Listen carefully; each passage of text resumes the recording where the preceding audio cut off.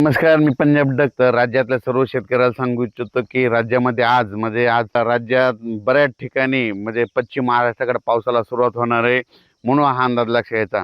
मग तो सांगायचा झालं तर पाऊस तुम्हाला एक सांगू इच्छितो.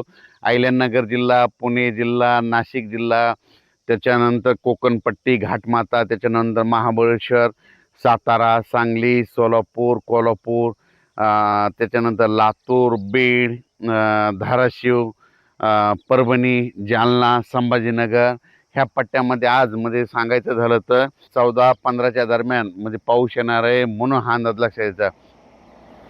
ज्यांची हळद असेल तर तुम्ही काय करा की तुमची हळद ह्या 3 दिवसामध्ये झाकून ठेवा, कारण की राज्यामध्ये सांगायचं झालं तर आता आज देखील पाहू शकता. मी पैठणला जाताना या ठिकाणी पाऊस पडलेला आहे. तर पैठणला जात असताना या ठिकाणी आष्टीकडे पाऊस पडलेला आहे. आणि त्याच्यानंतर राज्यातल्या सर्व शेतकऱ्याला सांगितलं आज तर राज्यामध्ये बऱ्याच ठिकाणी पावसाचं आगमन होणार आहे, म्हणून हा अंदाज लक्षात घ्यायचा.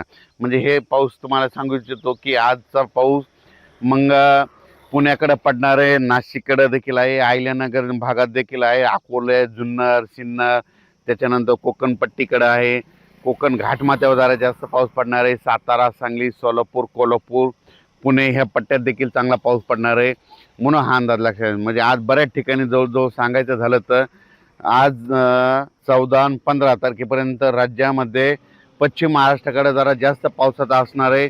ज्यांची हळद असेल, कांदा असेल तर तुम्ही काय करा, आज दुपारपर्यंत झाकून घ्या. दुपारनंतर राज्यामध्ये बऱ्याच ठिकाणी पश्चिम महाराष्ट्राकडे पावसाला सुरुवात होणार आहे, म्हणून हा अंदाज लक्षात घ्यायचा.